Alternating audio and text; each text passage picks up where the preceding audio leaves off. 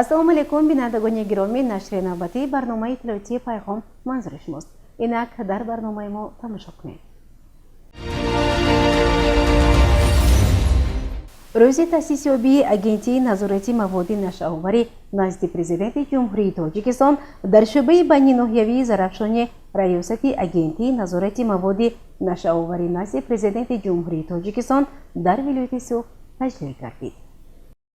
агентии назорати маводи нашаоварӣ назди президенти ҷумҳурии тоҷикистон сиёсати давлатӣ, ҳамоҳангсозии байниидоравӣ, инчунин ҳамоҳангии ҳамкориҳои байналмилалиро дар соҳаи муомилоти қонунии воситаҳои нашъадор, моддаҳои психотропӣ ва прекурсорҳо, муқовимат бо муомилоти ғайриқонунӣ ва суистеъмоли онҳоро амалӣ менамоянд, ки ин яке аз вазифаҳои муҳимтарини кишвар ба ҳисоб меравад. Вобаста ба ин, ҳамасола санаи 1 июн рӯзи таъсисёбии агентии назорати маводи нашъаоварӣ назди президенти ҷумҳурии тоҷикистон таҷлил мегардад. Ба ин муносибат раиси шаҳри Панҷакент Абдухолиқ Холиқзода ба шӯъбаи байниноҳиявии зарафшони раёсати агентии назорати маводи нашъаоварӣ назди президенти ҷумҳурии тоҷикистон дар вилояти Суғд ташриф оварда кормандони ин шӯъбаро ба муносибати идашон шодбош гуфт. раиси шаҳр қайд намуд, ки дар шароити кунунӣ вазифаи аввалин дараҷаи тамоми сохторҳои қудратӣ ва сохторҳои низомӣ аз ҷумла агентии назорати маводи нашъаовар, қушунҳои сарҳадӣ ва хадамоти гумрук муборизаи мақсаднок ва мунтазам бар зидди гурӯҳҳои ҷиноии фаромилӣ мебошад, ки ба қочоқи маводи мухаддир ба қаламрави Тоҷикистон ва интиқоли ғайриқонунии онҳо ба кишварҳои дигар машғуланд. ба кормандони ин раёсат аз ҷониби мақомоти иҷроии ҳокимияти давлатии шаҳри Панҷакент сипоснома ва тӯҳфаҳои хотиравӣ тақдим гардид. Зайниддинов Фазлиддин Наҷмиддинович, майёри хадамоти назорати маводи нашъаоварӣ назди президенти ҷумҳурии Тоҷикистон дар вилояти Суғд қайд намуд, ки кормандони ин ниҳод тамоми саъю талоши худро ба роҳ хоҳанд монд, то ин ҷиноятро пешгирӣ бикунанд. ӯ дар идома қайд намуд, ки дар соли равон 7 ҷиноят ва 9 ҳолати ҳуқуқвайронкунии маъмурӣ ошкор гардида, аз муомилоти ғайриқонунӣ ҳамагӣ 14 килограмму 286 аз 1972 грамм маводи мухаддир, аз он ҷумла 2136 грамм героин, 2156 грамм афюн, 14 килограмму 278 грамм ҳашиш ва 3203 грамм бангдона мусодира карда шуда, 5 нафар ба ҷавобгарии ҷиноятӣ ва 10 нафар ба ҷавобгарии маъмурӣ бо ҷаримабандӣ ба маблағи 18 000 сомонӣ ҷалб карда шуданд.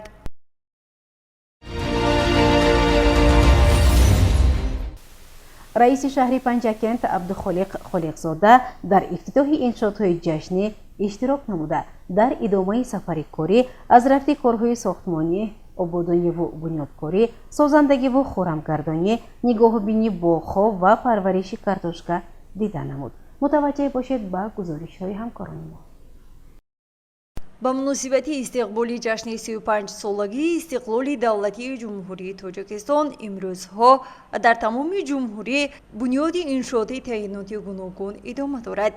шаҳри Панҷакент низ дар қатори дигар шаҳру навоҳии кишвар ба таҷлили ин санаи фархунда омодагӣ мебинад. дар ҷамоати деҳоти Халифа Ҳасани шаҳри Панҷакент бунёди иншооти таъиноти гуногун ба истиқболи ҷашни 35-солагии истиқлоли давлатии кишвар бо маром идома дорад. раиси шаҳри Панҷакент Абдухолиқ Холиқзода зимни сафари корӣ ба ҷамоати деҳот дар маросими ба истифода додани як қатор иншоотҳо иштирок намуда, ба ин иқдоми соҳибкорон баҳои баланд дод. яке аз иншоотҳои ҷашнӣ ин мағозаи фурӯши маводи кимиёӣ барои соҳаи кишоварзӣ мебошад. бо номи Somon Agro сохта ба истифода дода шуд. бо ташкили он барои кишоварзон дастрас намудани маводи кимиёӣ барои рустанипарварӣ зарурӣ, аз ҷумла нурӣ, заҳрҳои кимиёӣ, мубориза бо ҳашароти зиёновар ва касалиҳои зироату боғу ток беҳтар мегардад. ман Бурҳонов Рофе соҳибкор мақсад доштем, ки ҳамин чиза кушоем, ки барои ҷамоати Халифа Ҳасан мардум барои ҳамин талаботаш зиёд буд. ҷое ки мо мавқеъ гирифтем, ки ин худаш беқонун ва наздик кори мо нав асиста ва боварӣ барам, ки мо гузоҷҳо бисёр мешудем, кори мо пеш бурем. дар мағоза мо бисёртар захимиқатҳо барои гербисид шолӣ, барои сабзӣ, пиёз, захимиқатҳо барои кирми ҳашаротҳо пешгирӣ кардем, профилактикаи мисол дарахтҳо, себ, тамом сабзавоту меваҷотҳо дор дорем. дар идомаи сафари кори худ раиси шаҳр дар рафти ба истифода додани нуқтаи шустушӯи мошинҳо ки аз ҷониби соҳибкор Ҷураев Муъминҷон сохта ба истифода дода шудааст иштирок намуда ба ин иқдоми соҳибкор баҳои шоиста дод. Маврид ба қайд аст ки дар ин нуқтаи шустушӯӣ на танҳо нақлиёт балки шустани қолинҳо низ дар назар аст. Ҷураев Муъминҷон ба раиси шаҳр иттилоъ дод ки нуқтаи шустушӯи мошинҳо ба таври муосир сохта шуда он ба хубӣ ба сокинон хизмат хоҳад кард. 6 миллион метр мана об, каф, вокс, осмос, активный пенеш ҳамин мошине ки бисёр беҳад беруниш чиркин ҳамин чизоя тоза мекунад.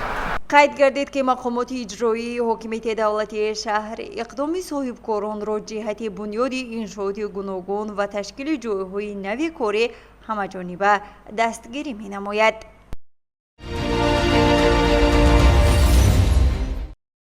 бо дастгирии мақомоти иҷроии маҳаллии ҳокимияти давлатии шаҳри Панҷакент ва ташаббусу саҳмгузории сокинон дар маҳаллаи навбунёди деҳаи Суфиён пули мошингузар ифтитоҳ гардид. раиси шаҳри Панҷакент Абдухолиқ Холиқзода зимни сафари кори худ ба ин маҳалла дар ифтитоҳи пули мошингузар иштирок намуда ба ин иқдоми сокинон аҳсан хонд. кӯдакону наврасон бо хушҳолии зиёд дар ифтитоҳи пули мошингузар ки дар болои канали Фарметан сохта ба истифода дода шуда буд иштирок намуда шеърхонӣ мекарданд. ватан сиришти ман, бақову сар навишти ман, замину зарду ҳишти ман, биҳишти ман, биҳишти ман. раиси шаҳр ҳангоми суҳбат бо сокинон изҳор дошт ки мо бояд то 35 солагии истиқлоли давлатии ҷумҳурии Тоҷикистон маҳалли худро ободу зебо гардонида ин ҷашни бошукӯҳро бо як шаҳомати хос пешвоз бигирем.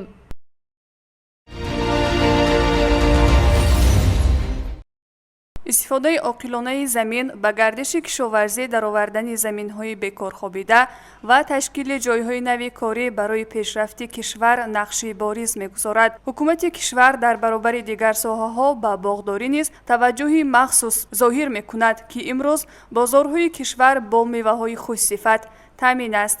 иқлими Тоҷикистон барои боғдорӣ ба мусоид буда меҳнати хуб кафили ҳосили дилхоҳ аст. раиси шаҳри Панҷакент Абдухолиқ Холиқзода зимни боздид аз ҷамоати деҳоти Халифа Ҳасан бо фаъолияти соҳибкор ва кишоварз Абдусалом Воҳидов ошноӣ пайдо намуд. Абдусалом Воҳидов боғи гелос бунёд намуда ҳамарӯза ҳосили онро ба бозор мебарорад ва он харидорони зиёд ҳам дорад. зимни суҳбат гуфта шуд ки баъди чанде ҳосили лимӯ низ дар гармхонаи оилавии ӯ пухта мерасад. раиси шаҳри Панҷакент Абдухолиқ Холиқзода барои васеъ намудани боғи гелос ва парвариши лимӯ дар гармхона маслиҳатҳои муфид дод. зимни ин сафар ҳамчунин раиси шаҳри Панҷакент Абдухолиқ Холиқзода аз рафти кишт ва парвариши картошка ва дигар зироат дар хоҷагиҳои деҳқонии ҷамоати деҳот дидан намуда дастур дод ки кишти картошка идома дода шавад. кишоварзони хоҷагиҳои деҳқонии ин ҷамоат ҳоло дар 247 гектар картошка шинонида майдони онро то анҷоми мавсими кишт ба 535 гектар расониданианд. ҳамчунин раиси шаҳри Панҷакент Абдухолиқ Холиқзода зимни сафари корӣ ба ҷамоати деҳоти Халифа Ҳасан аз фермаи чорводории соҳибкор Фирӯз Ҷумаев дидан намуд. иттилоъ дода шуд ки дар фермаи мазкур 50 сар чорвои калони гӯштӣ парвариш карда мешавад ва барои зиёд намудани саршумори чорво, дастрас кардани чорвои хушсот дастуру тавсияҳо дода шуд. гузориши шодонаи ҳамроҳ ва Шоҳҳусайн Солиҳов.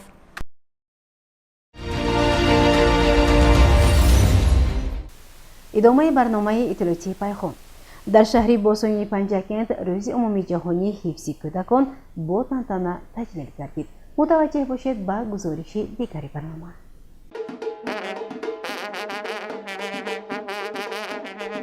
ҳар сол рӯзи 1 июн дар кишварҳои ҷаҳон ҳамчун рӯзи байналмилалии ҳифзи кӯдакон таҷлил мегардад ки тоҷикистон низ аз шумораи чунин кишварҳост. кӯдакон сарвати муҳимтарин, ояндаи неки имрӯзу фардои миллат мебошанд ва ғамхорӣ нисбати онҳо вазифаи ҳар як шахс, ҷомеа ва давлат аст. дар коҳи фарҳанги шаҳри Панҷакен ба муносибати рӯзи байналмилалии ҳифзи кӯдакон бо иштироки тарбиятгирандагони муассисаҳои томактабии шаҳру деҳоти Панҷакен, мураббиҳо ва волидони онҳо, инчунин намояндагони ташкилоти муассисаҳо чорабинии идона бо як шукру шаҳомати хоса таҷлил карда шуд.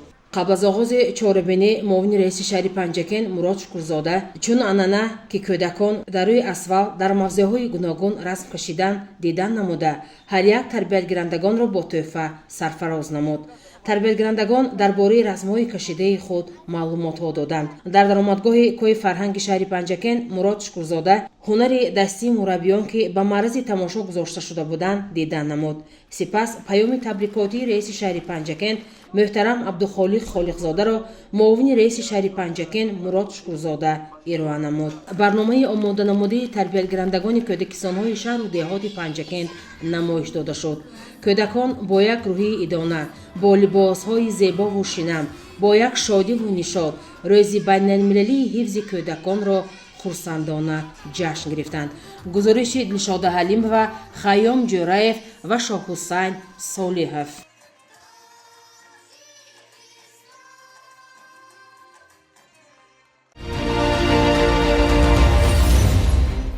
барномаро идома медиҳем. кормандони шабакаҳои барқи шаҳри Панҷакен миёни мардум корҳои фаҳмондадиҳиро ба роҳ монданд. гузориши ҳамкасбони мо идомаи ин мавзӯъ аст. бо зиёд шудани талабот ба нерӯи барқ шабакаҳои барқи шаҳри Панҷакен корҳои фаҳмондадиҳиро дар маҳаллаҳо ва кӯчаҳои шаҳр ба роҳ монданд. мақсад аз вохӯрӣ бо сокинон дар мавриди истифодаи дурусти нерӯи барқ ва ҷилавгирӣ аз исрофкорӣ мебошад. корҳои фаҳмондадӣ асосан дар маҳаллаҳо раҳандозӣ мешаванд ки талафоти техникӣ ва ғайритехникии барқ зиёд ба қайд гирифта шудааст. чуноне ки роҳбари фурӯши барқ дар шаҳри Панҷакен ба мо иброз намуд, мо чӣ хеле ки дастуру амали супоришҳои ҳукумати ҷумҳурии Тоҷикистон шудагиай дар фаҳмондадӣ мардумда ба нақшагирӣ гирифтагием ҳар як сокинон қади ҷамоатҳо қати рафта маҷлиси фаҳмондадӣ карда қонунҳо шинос карда тарзи истифода бурдани нерӯи барқ ва талабот ҷавобгӯ бошад. ҳисобкунакҳои барқиро нақша мондагием берун мебарем аз қонунҳо. тақрибан 80% мардум аҳоли қати мо вохӯрда мо ҳамин пешниҳодҳоро ҳамин фармонҳое ки дастуру супоришҳои ҷаноби олӣ шидагия пешниҳод кардагием ҳамашон мардум медонанд. ҳозирам корбарӣ давом дорад. ҳаррӯза нақшаи корӣ дорем. ҳаррӯза таҳти назорат гирифта гурӯҳҳо қати ҳар як ҷамоатҳо, ҳар як деҳотҳо қати ҳар як шаҳра қати гашта ҳама мардум қати фаҳмондадӣ вохӯрӣ дорем. сокинони шаҳри Панҷакен иқдоми пешгирифтаи ҳукумати ҷумҳурии Тоҷикистонро дастгирӣ намуда барои таъмин гардидан бо барқи хушсифат бо кормандони шабакаҳои барқ ҳамкорӣ намуда суҳбату вохӯриҳо дар амал татбиқ намуда истоданд. мавриди зикр аст ки намояндагони шабакаҳои барқ ба ҳар маҳаллаю кӯчаҳо бо сокинон корҳои фаҳмондадиҳӣ гузаронда ба онҳо шаҳру мазмуни қарори ҳукумати ҷумҳурии Тоҷикистон дар бораи талафоти барқро ба варақаҳо нашр намуда дастраси сокинон гардониданд. ҳамчунин корҳои назоратӣ дар зеристгоҳи 220, 110, 35 ва 10 киловаттаи шаҳри Панҷакен ки дар назди бинои шабакаҳои барқ мавҷуд аст, дар сатҳи хуб қарор дошта масъулон зери назорати доимӣ фаъолият доранд. мо дар зеристгоҳи барқи 220, 110, 35 ва 10 киловолт рӯйдагӣ қарор дорем. зеристгоҳи мазкур зеристгоҳи асосии шаҳру деҳоти Панҷакен маҳсуб ёфта шаҳру деҳоти шаҳри Панҷакенро бо нерӯи барқ таъмин менамояд. зеристгоҳи барқӣ рӯйда ки бо трансформаторҳои қудратие ки дар мебинед бо тавоногии 125 мегаволт ампер муҷаҳҳаз мебошад. соли 2018 таҷдид гардида трансформаторҳои иқтидори пурқудрат насб карда шудааст. аз зеристгоҳи мазкур бо нерӯи барқ корхонаи бузурги истихроҷи тилло, корхонаи муштараки зарафшонро бо барқ таъмин менамояд. ҳамчунин пойгоҳҳои обкашӣ, обёрии беҳдошти замин ва обёрии шаҳри Панҷакен ва аҳолии шаҳри Панҷакентро бо барқ таъмин менамояд. باید قید نمایم که کارهای فرماندهی و سنجش‌های حسابکنک‌های برقی از طرف کارمندان شبکه‌های برق شهر پنجکین نظارت شده ایستاده است تا ساکنان استفاده ثمرناک نیروی برق را خوب به راه مانند. مسئولین امید دارند که این اقدام در بالا بردن سطح معرفت انرژتیکی همچنین برای ثمرناک استفاده بردن نیروی برق ساکنان سهم نظارت خواهند گذاشت.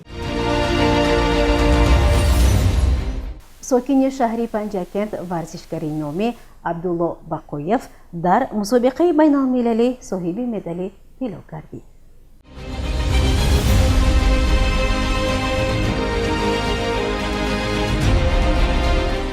عبدالله بقویف ساکن شهری پنجکент یکی از ورزشکاران معروف شهر و دهاتی پنجکент ولایت سوخت و جمهوری تاجیکستان در مسابقه بین المللی سزاوار جای اول و مدال طلا گردید.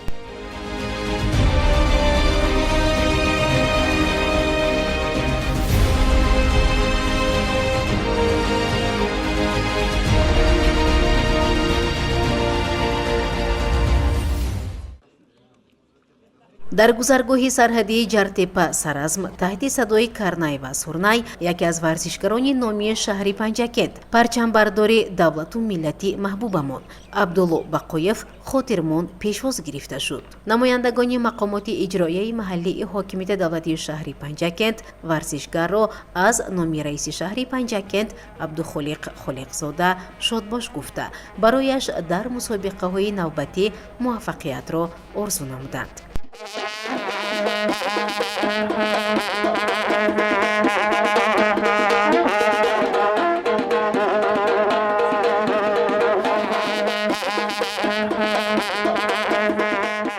یادآور می‌شویم که از سنه 27 مای تا 1 ایونی سال روان در شهر دوکای دولتی قطر در چمپیونات استادان آسیا بین دولت‌ها وزنبردار معروف عبدالله بقویف شرکت ورزیده سزاواری جای اول گشته پرچم ملی جمهوری تاجیکستان را پرافشان نمود.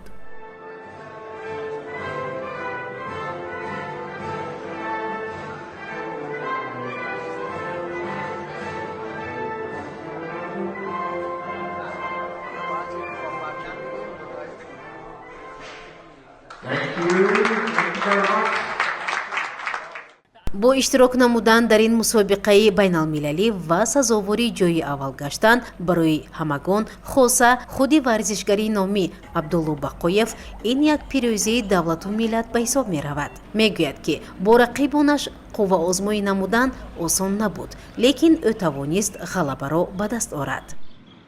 من منتدار خودم را به اولا به رئیس شهر بیان میکنم. من در شهر قطر مسابقه آسیا برآمد کرده در مابین 15 دولت آسیا جای اولین را اشغال کردم. این مسابقه با من بسیار هم وزین غلطیده بود برای آنکه رقابت‌ها بسیار وزمینه بودند. با وجود این نگاه نکردم من زحمت خودم را برای ملت خودم و برای وطن خودم و برای شهر خودم نشان دادم که من باید ملت خودم را از همه پیش دانم جمع 22 کیلو برداشتم.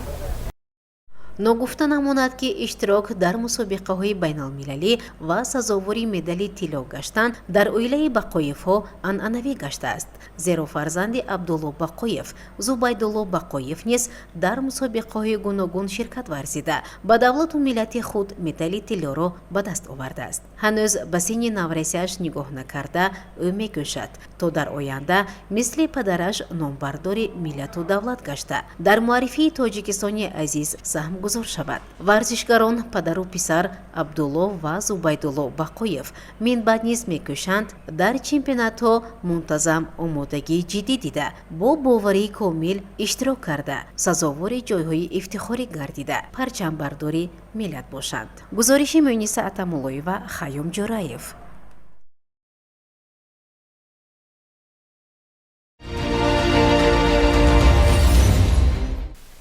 بینندگان گرامی در همینجا برنامه تلویزیونی پیغام به پایان میرسد. برای هر یک شما سلامتی را خواهانیم. خیر شاد و پیروز باشید.